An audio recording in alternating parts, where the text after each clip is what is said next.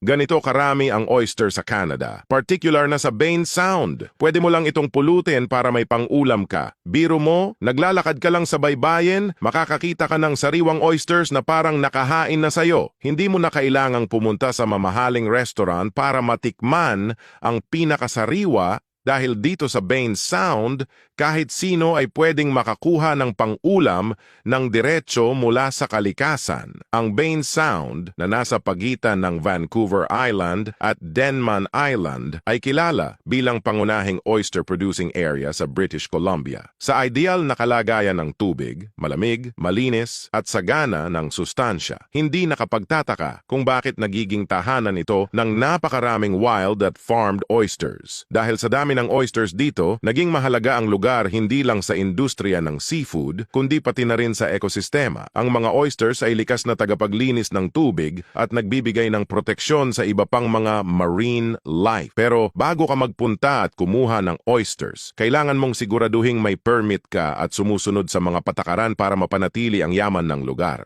Para kang nag-pick up lang ng ulam sa tabi ng dagat, fresh na fresh. Kaya kung mapadpad ka rito, huwag mong kalimutan magdala ng suka at sili sa iyong pag-alis at mag-enjoy sa kinilaw na tahong ni Carla. I mean oyster na ito, kaibigan.